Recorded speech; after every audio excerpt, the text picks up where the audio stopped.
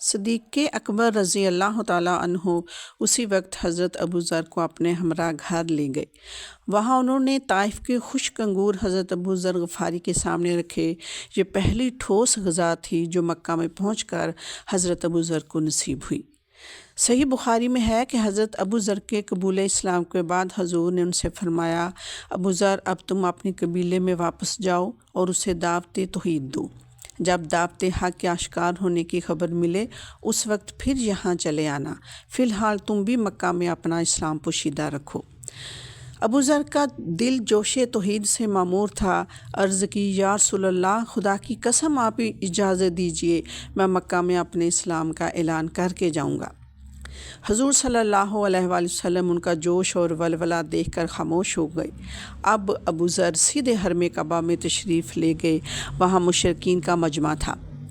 ابو ذر نے مشرکین سے مخاطب ہو کر بآواز بلند کہا، لوگو، خدائے واحد کے سوا کسی کی پرستش نہ کرو اور محمد خدا کے سچے رسول ہیں۔ ابو ذر کی زبان سے یہ الفاظ نکلے ہی تھے کہ مشرکین چاروں طرف سے ان پر ٹوٹ پڑے اور مار مار کر لہو لہان کر دیا۔ اتنے میں عباس بن عبد المطلب آ پہنچے۔ ایک غریب الوطن کو اس حال میں دیکھ کر دل بھر آیا۔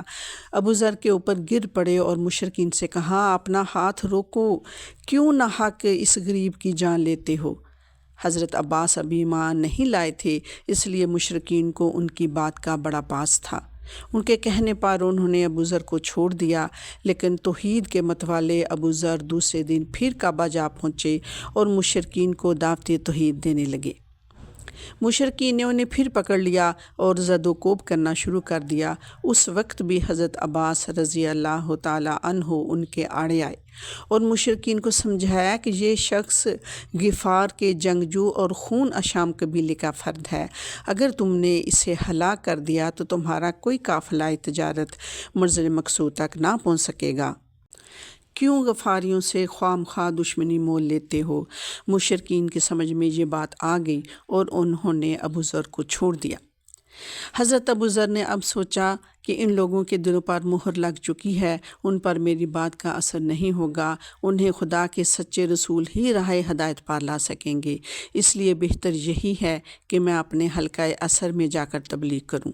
یہ سوچ کر انہوں نے اپنے وطن کی راہ لی۔ وہاں پہنچ کر سب سے پہلے اپنے 2 بھائیوں اور والدہ کو دعوت توحید دی۔ ان تینوں نے فوراً اس پر لبیک کہا۔ پھر انہوں نے اپنے قبیلے کو اسلام کی طرف بلایا۔